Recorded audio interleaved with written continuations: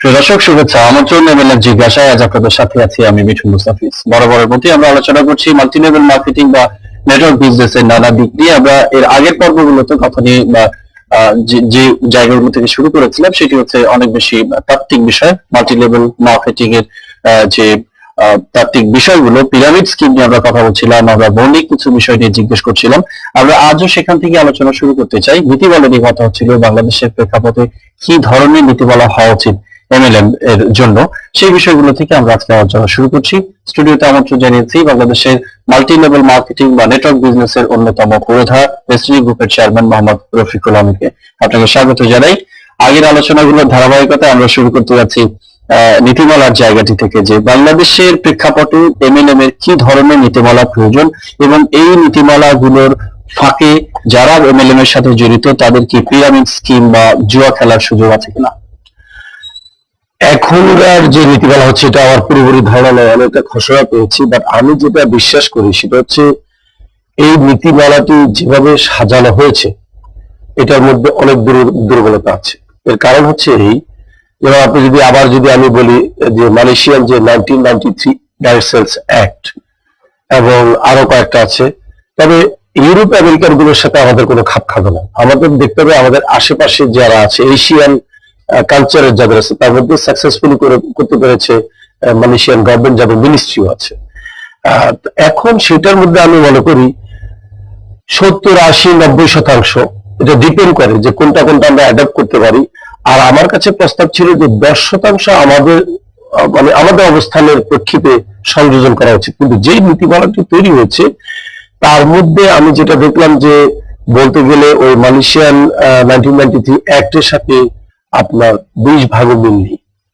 কারণ এটা সম্পূর্ণ বোঝা যাচ্ছে যে কোন একটি প্রতিষ্ঠানকে মানে স্টপ করার জন্য বা তাদের ব্যবসাটাকে স্থবির করে দেওয়ার জন্য একটা নীতিমালা হয়ে গেছে। একটি দেশে যখন কোনো আইন হয়, কোনো নীতিমালা হয়, তখন সে দেশের বিদ্যমান আইন, সে দেশের সংবিধান, সে দেশের সংস্কৃতি, সে দেশের মানুষের মূল্যবোধ, বিশ্বাস, এগুলো নিরিখেই আইনটি হয়। তো মালয়েশিয়া যে প্রেক্ষাপটে আইনটি হয়েছে এমএলএম এর, সেটি কেবলই তাদের জন্য। তো বাংলাদেশের প্রেক্ষাপটে বিশেষ কোন কোন জিনিসগুলোতে খেয়াল করা উচিত?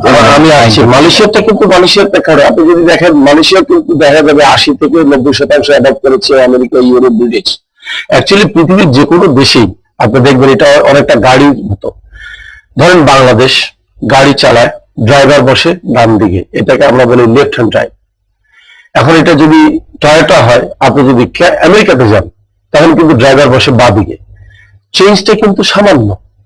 এটা গিয়ার বক্স, এটা কোন সাইডে চালাবে, যেন আমেরিকানরা রাস্তায় ডান দিকে গাড়ি চালায়, আমরা বাঁ দিকে। কিন্তু আপনি একটা জিনিস দেখবেন, এরা তৈরি নয় যে পুরো গাড়িটাই চেঞ্জ হয়ে গেছে, শুধু ড্রাইভিং এর স্টাইলটা চেঞ্জ হয়েছে টুকটাক। That is I can say 10% change then American style of driving then Europe or Bangladesh. এখানে কিন্তু তাই নীতিমালার প্রথম যেটা তৈরি হয়েছে, যেখানেই হোক না কেন, সবাই কিন্তু সামান্য চেঞ্জ করতেছে তার দেশের আর্থ সামাজিক অবস্থার সাথে খাপ খাইয়ে। আমি একই প্রস্তাবে দিচ্ছি যে বাংলাদেশেও তাই হওয়া উচিত, 10-20 ভাগ। আপনি যেটা বললেন 10-20 ভাগ, আমি বলি আমার যেটা কথা হচ্ছে, মিডিয়াতে দেখবেন একটা কথা আছে যে রফিকুল আহমেদের একটা মন গড়া থিওরি আছে। আমার কোনো মন গড়া থিওরি নেই। ব্যাপারটা হচ্ছে আমি যে জিনিসটাকে গুরুত্ব দিয়েছি আমার বিজনেসে, সেটা হচ্ছে বিশ্বব্যাপী ট্রেডিশনাল বিজনেস যখন করা হয় তখন দেখা যায় প্রতি 10,000 লোকে একজন লোক ট্রেডিশনাল ব্যবসা করার সুযোগ পায় বা করতে পারে। কারণ যে পরিমাণ পুঁজি দক্ষতা আছে, 10,999 ব্যবসা করতে সুযোগ পায় না, তারা অন্য কিছু করে। তাহলে এটা কি স্ট্যাটিস্টিক্স হচ্ছে এভরি 10,000 একজন সফল হওয়ার জন্য কাজ করছে। বা ডাইরেক্ট সেলিং যদি যান দেখবেন সেখানে দেখা গেছে 10,000 ক্রেতা পরিবেশক থাকলে তার মধ্যে 2,000 অন্তত পাওয়া যাবে পয়সা করছে। তাহলে স্ট্যাটিস্টিক্স কিন্তু টোটালি চেঞ্জ। সেইখানে আপনি যদি 2,000 ধরেন তাহলে পার্সেন্টেজটা কি দাঁড়ালো? পার্সেন্টেজ হচ্ছে 20%। এই 20% কিন্তু আমি দেখে আসতেছি গত 20-22 বছর আমার যত দূরে ডাইরেক্ট সেলের অভিজ্ঞতা। তখন আমার মাথার মধ্যে চিন্তা আসলো যে বাকি 80% কি হচ্ছে? 80% হচ্ছে কি, তারা ভোক্তা হিসাবে মনে একটা সন্তুষ্ট নিয়ে বসে আছে। যেহেতু তারা প্রতারিত হয়নি, যেহেতু তারা পণ্যের বিপরীত প্রোডাক্টটা পেয়েছে, তাদের কোনো ক্লেম থাকে না। কিন্তু একটা ডিসস্যাটিসফ্যাকশন থাকে, সেটা হচ্ছে আমি তো শুধু পণ্য কেনার জন্য আপনার কাছে আসিনি, আমার তো একটা টার্গেট ছিল, কিন্তু আমি তো টার্গেটে যেতে পারিনি। সো আমরা ইনডাইরেক্টলি এটাকে বলি আনফেয়ার, নট ইলিগাল। আনফেয়ার একটা সিস্টেম যে 20% লোক পয়সা আয় করবে, 80% বসে থাকবে। তো আমি যেটা সংযোজন করেছি সেটা হচ্ছে ওই 80%কে লক্ষ্য করে আমি দুইটা টেকনোলজি অ্যাড করেছি। একটা হচ্ছে যে কোঅপারেটিভের যে শেয়ার, সেটা হচ্ছে কি কোঅপারেটিভ শেয়ার বিক্রি করবে কোঅপারেটিভ আইনে, আমার কোনো আপত্তি নাই। কিন্তু ডেস্টিনি যারা ডিস্ট্রিবিউটর আছে তারা চাইলে তার অবস্থানটাকে মানে নিরাপদ করার জন্য সে চাইলে এখানেও কিন্তু বিনিয়োগে ঢুকতে পারে। তখন কি দাঁড়ালো, এই লোকটা এখানে একবার পণ্য কিনলো, একই লোক দুটি আইনের আওতায় চলে আসে। দুটি আইনের আমরা যেটা করেছি সেটা হচ্ছে কি, যেটা নীতিমালা আসছে সেটা হচ্ছে এরকম যে না, সে একবার ডেস্টিনি থেকে ক্রয় করতে হবে পণ্য, আবার তাকে ওখান থেকে আলাদা করে ক্রয় করতে হবে, এবং তাকে এটার জন্য এটার কোনো অ্যাডভান্টেজ দেওয়া যাবে না। আর আমরা কি করছি, আমরা বলেছি সে যখন ডেস্টিনি থেকে পণ্য ক্রয় করবে সে ডিস্ট্রিবিউটর হবেই, বা সে যদি ডেস্টিনি থেকে পণ্য ক্রয় করার পাশাপাশি সে যদি মনে করেন সামান্য পণ্য কিনলো, সামান্য অল্প টাকার কিনলো, কিন্তু তার একটা বিজনেস সেন্টার পাওয়ার জন্য যে পরিমাণ পণ্য ক্রয় করা দরকার মনে করেন তার কাছে নাই। আমি একটা এক্সাম্পল দিই, ডেস্টিনি থেকে বর্তমানে পণ্য ক্রয় করতে হলে 7,000, 8,000, 10,000 টাকা পণ্য ক্রয় করলে সে একটা বিজনেস সেন্টার পায়, 500 পয়েন্ট পায়। কিন্তু আমরা তাকে 500 পয়েন্টের পণ্য ক্রয় করাতে চাই না, আমরা চাই 50 পয়েন্টে 400 টাকা দিয়ে পণ্য ক্রয় করে তার একটা ডিস্ট্রিবিউটর আইডি নাম্বার হয়ে গেল। যেহেতু ডেস্টিনি বলছে যে আমার ক্রেতা যদি আপনার কাছে গিয়ে শেয়ার ক্রয় করে তাহলে আমার কাছে থেকে আর কোনো পণ্য ক্রয় করে দ্বিতীয়বার তার টার্গেট ফিল আপ করার দরকার না, আমি তাকে এক্সাম্পশন দিলাম। এক্সাম্পশন, এই এক্সাম্পশন দেওয়াতে উনি খুশি হয়েছে যে এক ভোক্তাকে দুইবার কিন্তু দেওয়া হলো না, তাহলে এটা কিন্তু ভোক্তার জন্য ভালো। আমরা যে সিস্টেমটা করেছি বস্তুতে এটা ভোক্তার জন্য ভালো, আর যেটা ডাইরেক্ট সেলে আসছে সেখানে ভোক্তা দুই জায়গায় কিনতে হবে। আচ্ছা, এবং এতে করে ভোক্তা কিন্তু ক্ষতিগ্রস্ত হবে, কারণ একবার এখানে 10,000 আবার এখানে 20,000, আর আমরা বলছি আপনি যদি ওখানে 20,000 কিনেন তাহলে আপনার 10,000 বিনিয়োগ করার এখানে দরকার নেই, আপনাকে এমনি তারা একটা বোনাস পয়েন্ট দেবে। এটা হচ্ছে অনেকটা এরকম, আপনাকে যদি বলা হয় যে এয়ারলাইন্সের টিকিট আলাদা কিনবা, হোটেল রুম আলাদা বুক করবা, আর আমি বলছি না, উনি যদি এয়ারলাইন্সের টিকিট কিনে তাহলে আমরা ওনাকে হোটেল 2 দিনের এমনি ফ্রি দিচ্ছি। এই জায়গাটা কিন্তু আমার সাথে লেগে গেছে। ওয়েল, আমরা সেই জায়গায় আসছি। আপনি যখন প্রথম শুরু করেন বললেন তখন আপনার মধ্যে এই ব্যবসা করার যে ইচ্ছাটা, সেই সুপ্ত ইচ্ছাটা ছিল না, কি করে ব্যবসার মধ্যে আপনি ইনভলভ হলেন? আমি বেসিক্যালি আসলে বিজনেসম্যান নই, আমার অল ইয়ার রাউন্ড ব্যাকগ্রাউন্ড হচ্ছে আমি সেলস পারসন, এবং আমি আমেরিকাতে যখন বা কানাডাতে যখন এমএলএম বা ডাইরেক্ট সেলিং করি, বরাবরই আমি কাজ করেছি আমার নিজের দিকে। আমি I was doing direct marketing seriously. যখন আমি একটা ইয়েতে গেলাম আপনার ভার্জিনিয়াতে, সেখানে আমার মনে আছে আমরা প্রায় 12-13 জন, আর কম 7 জন আমরা একটা গাড়িতে চলে গিয়েছিলাম। আমাদের 17 ঘন্টা লেগেছিল মন্ট্রিয়াল থেকে ভার্জিনিয়া যাওয়াতে, এবং আমরা জীবনে কয়েকবারই গিয়েছি। আমার সাথে আমাদের বর্তমান চেয়ারম্যান হোসেন সাহেব ছিল। সেখানে একটি লাইন আমাকে কিন্তু একেবারে বিদ্যুতায়িত করেছে, সেটা ছিল এটা যে কোনো একটি দেশে যদি তুমি কাউকে হেল্প করতে চাও তাহলে তোমাকে মনে রাখতে হবে যে সে যতক্ষণ সফল না হবে তুমি হবে না। দ্যাট মিনস ইংলিশে বলেছিল আমাকে, you can not be financially independent unless you help others to become financially independent. তখন আমি চিন্তা করলাম হেল্প আদার্স বলতে তো এখন আমাকে আমেরিকান ক্যানাডিয়ানদেরকে হেল্প করতে হয়, তো এই আদার্স এর চাইতে আমার দেশের আদার্স অনেক ভালো। আমি তখন হোসেন সাহেবকে বলছিলাম চলেন দেশে চলে যাই, আমরা যদি কাউকে হেল্পই করতে হয়, হোয়াই ক্যানাডিয়ান হোয়াই আমেরিকান, তারা আমাদের আত্মীয় না। বাট তাদের লজিক হচ্ছে you have to help others then you become successful. সেই হেল্পটা আর্থিক ছাড়া কিভাবে বাংলাদেশ? এই হেল্প কিন্তু আপনাকে একটা জিনিস বলা রাখতে হবে, অর্থ থাকলেই যদি হেল্প হয়, শুধু অর্থ থাকলে হেল্প হয়, তাহলে কিন্তু আপনার পৃথিবীতে যত কাছে অর্থ আছে সব কিন্তু রাতারাতি বড় হয়ে যেত। অর্থ দিয়ে কিন্তু হয় না, টেকনোলজি একটা ব্যাপার আছে, আমাদেরকে কিন্তু technology, if you apply the technology. যেমন আমি আপনাকে এভাবে বুঝাই, একটা বিল্ডিং পূরণের জন্য মনে মনে আগুনের কয়লার দরকার নেই, একটি ম্যাচের কাঠি যথেষ্ট। কিন্তু ম্যাচের কাঠি দিয়ে কিন্তু আপনার আবার বিল্ডিং পূরণ যাবে না যদি সেখানে এফোর্ট না দেওয়া হয়, টেকনোলজি না দেওয়া। টেকনোলজি কি, ম্যাচের কাঠি দিয়ে দেওয়ার পর আপনাকে শিওর হতে হবে এখানে পেট্রোল বা আরো দাহ্য প্রোডাক্ট দিতে হবে, তাহলে জ্বলবে। এরপরে বাতাস দিতে হবে, কিছু একটা করতে হবে, এটাকে এফোর্ট বলি আমরা।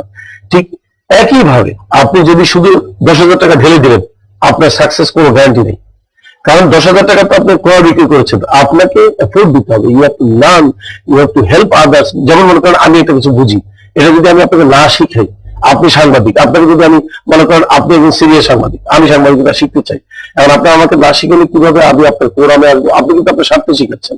Once you teach a lot of people to be journalist, then you can have a team. কিন্তু আপনি যদি একা একা শিখেন, দেখা যাবে কোনো কারণে আপনি একদিন অসুস্থ, তাহলে ওই দিন কি হবে সংবাদে? ব্যাপারটা কিন্তু সেম। এইখানে আমরা চিন্তা করেছি ওই 80% লোকের জন্য এমন কোন পণ্য আনতে হবে যেই পণ্যটি কোনো কারণে সে যদি ট্রেডিশনাল ডাইরেক্ট সেলিং এ যদি ব্যর্থ হয়, তাহলে ওখান থেকে সে এককালীন কিছু পাবে। সেটাই ছিল কিন্তু আমাদের ট্রি প্যাকেজ আর শেয়ারের ব্যাপারটা। তো এই যে ডাইরেক্ট সেলিং এর ক্ষেত্রে ট্রি প্যাকেজটা, এই বিষয়টাকে যুক্ত করা, আমরা জানি যে আমরা পিপিপির কথা শুনেছি, পাবলিক পার্টনার প্রাইভেট পার্টনারশিপ। এই ক্ষেত্রে বিশেষজ্ঞরা বলেন পিপিপি করা ভালো অবকাঠামোগত উন্নয়ন খাতে। শিক্ষা খাত বা প্রাইমারি এডুকেশন কখনো পিপিপি তে যাওয়া উচিত না, তাহলে সেখানে রিস্ক থাকে। কারণ যারা পিপিপি আসবে তাদের দায়বদ্ধতা করা সত্যি আমরা গুণগত মান শিক্ষা। তো সেক্ষেত্রে এমএলএম যখন আপনারা ট্রি প্লান্টেশনে বা পরিবেশ সুরক্ষার দিকে যাবেন, তখন সেটি কতটা সাকসেস হবে বা সেখানে নিজেরা ইন্টারেস্ট করবেন নাকি দেশের কাজে আসবে সেই উদ্যোগটা, প্রশ্ন তো থেকেই যায়। আমি একটা কথা বলি, প্রথম কথা হচ্ছে আমি নিজেও রাজি না যে গাছ দিয়ে শেয়ার দিয়ে এমএলএম করা। আমি কিন্তু গাছ আর শেয়ার দিয়ে এমএলএম করছি না, আমি অন্য কথা বোঝানোর চেষ্টা করছি। এমএলএম কোম্পানি পণ্যই বিক্রি করছে, আমি আরেকজনটাকে প্রমোট করতে পারি? আমি কি বলতে পারি যে ঠিক আছে, টেলিভিশন গুলো কি করে? টেলিভিশন গুলো মনে করেন কোন আপনার যেটাকে বলা হয় যে যারা কমোডিটিস বিক্রি করে তাদের প্রোডাক্টকে তারা প্রমোট করে। Let's talk about one of the largest commodities manufacturer Unilever. ইউনিলিভারের পণ্য যখন আমরা টেলিভিশন স্ক্রিনে প্রমোট করি, দেখাই যে কিনো, তখন কি হয়? মানুষ কিনে। কিন্তু আপনার কি জানা আছে যে আমরা এই প্রমোটটা করার জন্য ফ্রি করিনি? ইউনিলিভার আমাদেরকে কি দিচ্ছে? বিজ্ঞাপন খরচ দিচ্ছে। কল্পনা করেন Destiny Global Limited Destiny Tree প্ল্যান্টেশনের পণ্য কেনার জন্য বিজ্ঞাপন করছে, আর এই বিজ্ঞাপনটা হচ্ছে মুখোমুখি। এই বিজ্ঞাপনটা করার জন্য সে বলছে thank you very much, I give you 4300 for your commercial, because আপনি কমার্শিয়াল করাতে কাস্টমার আমার কাছে আসছে। আপনি এইভাবে দেখেন না কেন? তখন তো আমি এমএলএম এর মধ্যে কোনো ট্রি ঢুকাইনি। ট্রি বিক্রি করছেন কিন্তু ট্রি প্ল্যান্টেশন কোম্পানি, শেয়ার বিক্রি করছে শেয়ার কোম্পানি, কারণ তারা ওই আইনের আওতায় কাজ করছে। ডেস্টিনি গ্লোবাল লিমিটেড অ্যাবসলিউটলি এটাকে প্রমোট করেছে। ফর এক্সাম্পল আমি বলতে পারি advertise this promotion. Say advertise করেছে কার কাছে? নিজের ক্রেতাদের কাছে। তারা গিয়ে কিনেছে। তখন আপনি আমাকে কিভাবে বলবেন যে আমি এমএলএম এর মধ্যে গাছ আর শেয়ার ঢুকালাম? আমরা এখান থেকে আলোচনা শুরু করবো, বিরতির পর ফিরছি। প্রিয় দর্শক, আপনারা দেখছেন এমএলএম জিজ্ঞাসা। আমরা ছোট্ট একটি বিরতি নিচ্ছি, বিরতির পরে ফিরছি আলোচনায়, সঙ্গে থাকবেন।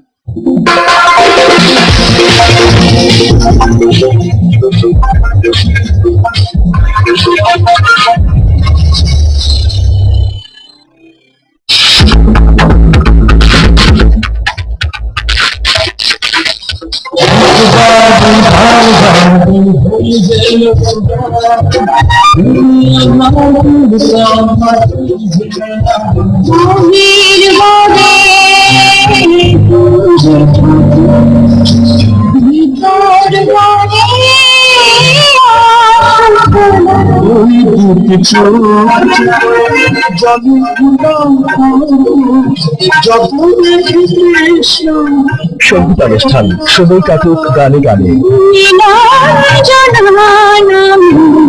দেখবেন শুক্রবার রাত 11টায়, প্রযোজনা ইসলাম শফিক।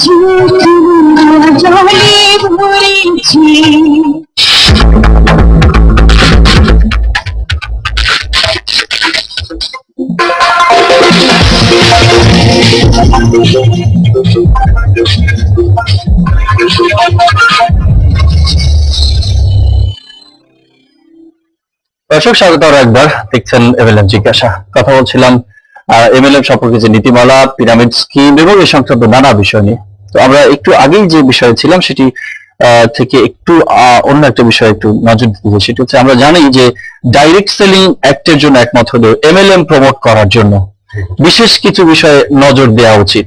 তো প্রশ্ন হচ্ছে যে আইন সিদ্ধভাবে এমএলএম এবং নেটওয়ার্ক বিজনেস বলি আর পিরামিড স্কিমে বলি, এই বিষয়গুলোকে কিভাবে ছকে ফেলা যায়, অর্থাৎ আইন সিদ্ধভাবে কিভাবে প্রত্যেকটা স্টেজে আগানো যায়? সারা পৃথিবীতে এটার এগেনস্টে আইন তৈরি করাই আছে।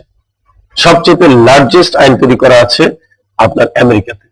যারা যারা এই আইনটাকে তৈরি করেছে তাদেরকে বলা হয় এফটিসি অথবা ফেডারেল ট্রেড কমিশন। একটা কমিশন আছে। তারা যে শুধু এমএলএম কে কন্ট্রোল করছে তাও না, তারা কিন্তু রেগুলার ট্রেডিশনাল বিজনেসকে কন্ট্রোল করছে। একটা জিনিস মনে রাখতে হবে, এমএলএম আইনকে গতানুগতিক বাণিজ্যিক আইনের থেকে সেপারেট করা ঠিক হবে না। তাহলে কি হবে? দেখা যাবে এই বইটি এমএলএম বিক্রি হলে এক ধরনের আইন হয়ে গেল, এটাকে গতানুগতিক লাইব্রেরিতে বিক্রি করলে আরেক ধরনের আইন হয়ে গেল। আইন কিন্তু একটাই, কিন্তু application of the sales procedure হবে ডিফারেন্ট। আচ্ছা, কিভাবে সেটা? সেটা হচ্ছে এরকম, মনে করেন এখন সারা ওয়ার্ল্ডে তো করাই আছে। ওখান থেকে ওগুলোকে এনে তারপরে ঝাড়াই বাছাই করে সেখানে যারা এমএলএম প্র্যাকটিস করছে এখানে এক্সপার্ট তাদের থেকে ওপিনিয়ন নিয়ে করতে হবে। এটা নিয়ে আসলে তাড়াহুড়া করলে এই জিনিসটা হবে না। কিন্তু আমি যেটা লক্ষ্য করেছি সেটা হচ্ছে এখানকার যে ডাইরেক্ট সেলস অ্যাক্ট যেটা তৈরি করা হয়েছে এটা সম্পূর্ণ বোঝা যায় যে একটি ব্যক্তির মাথা থেকে কিছু তথ্য এসেছে এবং সেই ব্যক্তিটিকেও আমি চিনি। সমস্যা হচ্ছে সেই ব্যক্তিটির ক্রেডিবিলিটি নাই। সে এইখানে বাংলাদেশে কোনো একটি ব্যর্থ হয়ে যাওয়া কোম্পানির মেম্বার ছিল মাত্র, এবং আমি কি করে জানি সে ভুল করে ফেলছে। এটা যে মনে রাখবেন ওই ব্যক্তিটি কিন্তু এই জিনিসটা আমার কাছেও কিন্তু সে একসময় প্রস্তাব দিয়েছিল যে এমএলএম আইন হলে এভাবে হওয়া উচিত। তখন আমি গিয়ে দেখলাম যে একটা লেখা হয়েছে হুবহু ওই ব্যক্তিটি যা বলেছেন তার শুধু ছাপানো হয়েছে। আমি শুধু অনুরোধ করবো যারা আইনটা করবেন দয়া করে কারো সাজেশনকে এইভাবে সরাসরি না নিয়ে আপনারা একটা প্যানেল তৈরি করে বিভিন্ন জায়গা থেকে আগে মতামত নেওয়া উচিত, আইন বিষয় করেন, তারপরে আপনারা আমাদেরকে ডেকে বলেন যে this is the bones and this is the muscle, now I only allow you to put the skin, that's it. আমরা হাড্ডি এবং মাংস রেডি করেছি, আপনি শুধু চামড়াটা লাগাবেন, কে কোন কালারে যাবেন, ব্ল্যাক আর হোয়াইট। আমি তো মেজর চেঞ্জ, আমি এখনো বলবো আইনের প্রতি শ্রদ্ধা রেখে আমি বলবো ওনারা যেটা ন্যায্য, একটা কথা বলে দিই আমি, যেটা সমস্ত জনগণের জন্য নিরাপদ, এক নম্বর সত্য, নিরাপদ, লাভজনক এবং তারা ভালো একটা অবস্থানে যেতে পারবে বাংলাদেশের মানুষ, যদি আইনটা এভাবে করা হয় আমার কোনো অবজেকশন এই মুহূর্তে থেকে নেই। কিন্তু আমি প্রমাণ করে দিতে পারবো যে এখন যেটা খসড়া আইন তৈরি করা হয়েছে বাংলাদেশের 80 থেকে 90% লোক এই মুনাফা হওয়ার থেকে বঞ্চিত হবে, মাত্র 10% লোক বড় হয়ে যাবে। একই ঘটনা ঘটবে যেটা আমেরিকাতে ঘটছে, যেটা সারা পৃথিবীতে ঘটছে, যে কারণে আমার থিওরিটাকে বলা হচ্ছে শুভঙ্কর ফাঁকি।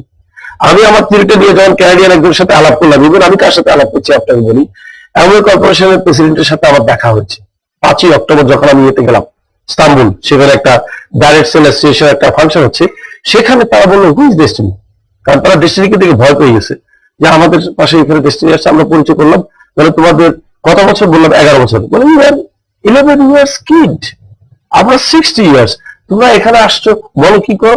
তখন কথায় কথা হচ্ছে যে তোমাদের দেশে কিভাবে এটাকে নিয়েছে। আমরা বললাম প্রচুর চ্যালেঞ্জ আছে, সাকসেস নিয়ে কথা হচ্ছে, কত পার্সেন্ট লোক তোমাদের সাকসেস। আইএনসি এখন পর্যন্ত 25 থেকে 30 ভাগ লোক রেগুলার আয় করছে, আর বাকি 70 ভাগ ওয়েট করতেছে। কেন ওয়েট করতেছে? আমি বললাম কারণ আমরা এমন একটা থিওরি বাড়িয়েছি সেখানে 100 ভাগ লোক লাভবান হবে।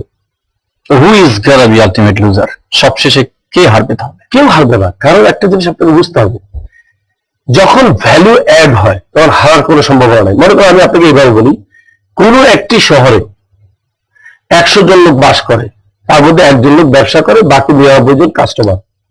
তাহলে এখানে কতজন লোক লাভ করার সম্ভাবনা আছে? 1 জনের, কারণ ব্যবসাটা 1 জনের আছে। এবার উল্টো ভাবে বলি, কোন একটি গ্রামে 100 জন কৃষক আছে, তারা 100 জনই ধান চাষ করে, কতজনের এখানে লাভ হওয়ার সম্ভাবনা আছে? 100 জনের। কারণ কৃষি চাষটা হচ্ছে ভ্যালু এডিশন, আর ওই বিজনেসটা হচ্ছে ট্রেডিং, টাকাটা এক পকেট থেকে আরেক পকেটে ঢুকছে।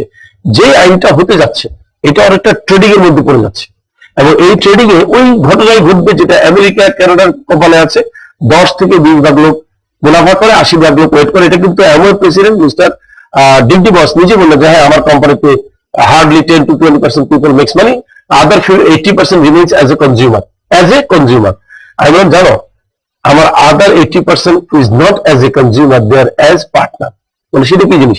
ওই 80% লোকের আমি একটা ভিন্ন ভেঞ্চার দিয়ে থাকি, সেখানে তারা নিজের পয়সা বিনিয়োগ করার পরে তারা বছর বছর 15% ডিভিডেন্ড পায়। বলে এটা কি করে সম্ভব? আমি বললাম তোমাকে আমি দেখাবো, তুমি বাংলাদেশে আসো। তার মানে কি আমি কথাটা কিন্তু বলেই দিলাম যে কিভাবে আমি 80% কে সিকিউর করলাম। ওই 80% not necessarily they have to make money from Destiny 2000 Limited from MLM company, but they rather will make from the tree plantation and the cooperative society, কারণ তারা ওখানেও আছে। তাহলে জিনিসটা হচ্ছে আমাকে একটু মনে করেন যে 100 জন লোক 3টা কোম্পানিতে চাকরি করে, তার মধ্যে 20 জন লোক একটা কোম্পানি থেকে ভালো বেতন পায়, আর 80 জন লোক বাকি 2 কোম্পানি থেকে পায়। আপনাদের প্রথম পর্ব ছিল 2012 সালের 12 ডিসেম্বর 12টা 12 মিনিট 12 সেকেন্ড পর্যন্ত। এই ছিল আপনাদের একটা ইন্সপিরেশন। এর মধ্যে কি করার কথা ছিল এবং এর পরবর্তী পরিকল্পনা কি? এটা ফার্স্ট ফেজ। আমরা কতগুলো ফেজ করেছি, আমাদের সেকেন্ড ফেজ হচ্ছে 2020 সাল। ফার্স্ট ফেজে করেছি আমরা 6 ইয়ার্স, সেকেন্ড ফেজ কি করেছি 8 ইয়ার্স। আমরা বলেছি যে 8 ইয়ার্সে আমরা যে জিনিসগুলোকে বেশি ফোকাস করব, সেটা হচ্ছে এই 8 ইয়ার্স এর মধ্যে আমাদেরকে নিশ্চিত করতে হবে দুটা জিনিস আগে। একটা হচ্ছে পণ্য 100 বার দেশে উৎপাদিত হয়ে বিক্রি হবে, আর একই পণ্যকে আমরা বাইরে এক্সপোর্ট করব কম বেশি 10 থেকে 12টা কান্ট্রি। তার মানে আগে আমরা ইম্পোর্ট করার কারণে যেই কারেন্সি গুলো বাইরে চলে গেল, এখন আমরা এক্সপোর্ট করে ওই কারেন্সি রিটার্ন করে দিলেই তো হলো ব্রেক ইভেন। আমাদের এখন প্ল্যান হচ্ছে আগামী 8 বছর আমরা এক্সপোর্টেবল কমোডিটিস আমরা করে বিদেশের বাজারে প্রতিযোগিতা দিয়ে বিক্রি করবো। কিভাবে? দেখেন, আমি যদি আজকে ডেস্টিনি ব্র্যান্ডের টুথপেস্ট করি, এটা কোনোদিন বিদেশে কোনো কোম্পানি যারা কোলগেট সেন্সোডাইন ইউজ করে, they will not take it, কারণ ওদের ক্রেডিবিলিটি আছে। এই জন্য আমারটা নতুন ব্র্যান্ড, তাহলে আমারটা কি করে বিক্রি করতে হবে? আমারটা ওই হাটে গিয়ে আমার নিজের দোকান খুলে আমাকে এক ব্যক্তি শুরু করতে হবে। তবে আমার জিনিস কিন্তু অন্য ডিলাররা নেবে না, আগে আমাকে বিক্রি করে দেখাতে হবে যে আমি আসছি। সেম প্ল্যান প্রত্যেকটা দেশে আমি লোকাল পার্টনার খুঁজে বের করেছি যারা বিনিয়োগ করবে। আমরা তাদেরকে বলেছি, যেমন মনে করেন আমেরিকা যখন কোকা কোলা বাংলাদেশে ডিলারশিপ দিয়েছে, আপনার কি মনে হয় আমেরিকা থেকে বিনিয়োগ আসছে? স্থানীয় যিনি ডিলার তিনি বিনিয়োগ করেছেন। ব্যাপারটা এরকম যে আমরা বলেছি স্থানীয় বিনিয়োগ হবে, আমরা দেবো টেকনোলজি, আর আমরা তোমার কাছে প্রোডাক্ট পাঠাবো, তুমি এক্সক্লুসিভলি আমাদের প্রোডাক্ট ছাড়া কিছু মার্কেটিং করতে পারবো না। এইভাবে কিন্তু আমরা ওয়ার্ল্ড মার্কেটে যাচ্ছি। এটা হলো দুটা চেঞ্জ আমরা আনতেছি আগামী 8 বছরে। আরেকটা হচ্ছে আমরা আমাদের ডিস্ট্রিবিউটর যারা হচ্ছে তাদেরকে নিয়ে আমরা কতগুলো চিন্তায় আছি। যেমন আমরা তাদের হেলথ নিয়ে কিছু কাজ করবো মেডিকেল খাতে, যে কারণে আমরা প্ল্যান করেছি। আমরা তাদের ইন্স্যুরেন্স নিয়ে চিন্তা করছি, তাদের বাচ্চা কাচ্চাদের লেখাপড়া নিয়ে চিন্তা করছি, তাই না? এগ্রিকালচার নিয়ে চিন্তা করছি। তার মানে দেখেন আমরা কি বলছি, যখন আমরা হেলথ নিয়ে চিন্তা করছি আমরা বলছি আমরা মেডিকেল কলেজ হসপিটাল দেবো এই 8 বছরের মধ্যে। যখন আমরা লেখাপড়া নিয়ে চিন্তা করছি তখন আমরা বলছি যে আমরা প্রাইমারি লেভেল থেকে শুরু করে ইউনিভার্সিটি পর্যন্ত আমরা দেবো। যখন আমরা বলছি যে আপনার এই আরেকটা আছে আপনার আর কি আপনার এগ্রিকালচার নিয়ে যখন চিন্তা করছি তখন কেন? দেখেন, আমাদের দেশে এখনো 1 থেকে 2 কোটি লোক যারা এমন একটা স্টেজে বাস করে নিরক্ষর, শুধু সইটা করতে পারে। এরা কিন্তু টেকনিক্যাল কারণে আমার এমএলএম কোম্পানিতে ডিস্ট্রিবিউট হতে পারছে না, কারণ আমার এমএলএম কোম্পানিতে আমরা মনিটরিং করি এসএসসির নিচে কেউ যেন আসতে না পারে। তাহলে বাকিদেরকে কি করবো? তো বাকিদের জন্য আমরা একটা ভিন্ন চিন্তা বের করেছি, তাদেরকে আমরা এমন একটা কর্মসংস্থান করবো, সেটা এমএলএম হওয়ার দরকার নেই, কিন্তু সেই কর্মসংস্থানে যেই এমএলএম ডিস্ট্রিবিউটর তার পরিশ্রম দেবে, সময় দেবে, তাকে আমরা পয়েন্ট দেবো। কথাটা আবার মাথায় দেবে। একজন কৃষক ধান চাষ করবে 1 বিঘা জমিতে আমি 10,000 টাকা ইনপুট দেবো, কিন্তু এই 10,000 টাকা ইনপুট দেওয়ার জন্য সেই কৃষক যাতে সাকসেসফুল হয়, তার পিছনে যে ডিস্ট্রিবিউটরটি কাজ করবে আমি তাকে পয়েন্ট দেবো, কৃষককে নয়। কৃষকের এমএলএম বোঝার দরকার নাই। He will not spread his team, he will do it. সে 10 জন 20 জন কৃষককে হ্যান্ডেল করবে। নট নেসেসারি এই লোকটি ওই কৃষকের স্ট্রেঞ্জার হতে পারে, এই ছেলেটি বা এই মানুষটি ওই কৃষকের ভাতিজা, নিজের ছেলে, কিছু একটা রিলেশন থাকতে হবে, না দায়িত্ব দেবো না। আমাদের এটা কিন্তু লার্জেস্ট, এবং এই স্কিমে আমরা চিন্তা করেছি যদি আমরা এই প্রক্রিয়াটা করতে পারি এবং 2 মিলিয়ন মানে 20 লক্ষ কৃষককে আমাদের সিস্টেমের মধ্যে আনতে পারি। দেখেন, 20 লক্ষ কৃষককে সাপোর্ট দেওয়ার জন্য জানেন আমাদের কত ডিস্ট্রিবিউটরকে এখানে দায়িত্ব দিতে হবে? মাত্র 1 লক্ষ। তো 1 লক্ষ ডিস্ট্রিবিউটর যদি 20 লক্ষ কৃষককে তত্ত্বাবধান করে, সেটার জন্য যদি তাকে আমি হ্যান্ড ক্যাশ মানি, তাতে আবার বেতনও আছে, বেতন থাকবে, মোবাইল বিল থাকবে, আমার পয়েন্টও পাবে, তাহলে কি দাঁড়ালো? 20 লক্ষ কৃষককে আমি একটা স্কিম করতেছি, সেটা হচ্ছে তারা তাদের জমিতে আমার টাকা দিয়ে ধান চাষ হবে, যা হবে তার একটা শেয়ারিং হবে, কোম্পানি একটা পাবে, কৃষক একটা পাবে। এখন কোম্পানি নিজে যেটা পেলো সেটার থেকে এই ছেলেকে লাভ দিচ্ছে, আপনার পয়েন্ট দিচ্ছে।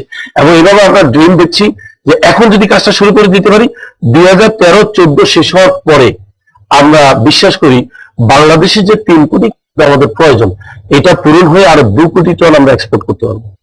আমি দাবি করে বলছি 2 কোটি টন। আমার সাথে এটা একমত হয়েছে কি জানেন? এগ্রিকালচারের থেকে এলপিআর এ যাওয়া এবং যারা এখন বেসরকারি প্রতিষ্ঠানে চাকরি করে, কয়েকজনকে আমরা নিয়েছি, তারাই বলেছে আপনার এই assessment right, we can do that. আপনাকে অনেক ধন্যবাদ খোলামেলা আলোচনা শোনার জন্য। প্রিয় দর্শক, দেখছিলেন এমএলএম জিজ্ঞাসা। আমরা কথা বলছি এমএলএম এর নানা অজানা দিক, তাত্ত্বিক দিক, আইন এবং ভোক্তারা কি করে তাদের সাধারণ স্বার্থ এই ব্যবসায়, এই নেটওয়ার্ক মার্কেটিং এ সংরক্ষণ করতে পারেন এবং কি করলে তারা প্রতারণার হাত থেকে রক্ষা পেতে পারেন, এই সকল বিষয় নিয়ে আমরা কথা বলছিলাম। আগামী দিনগুলোতে আপনাদের এই অনুষ্ঠানে পাবো, সেই শুভকামনা শেষ করছি আজকের এমএলএম জিজ্ঞাসা। সবাই ভীষণ ভালো থাকবেন।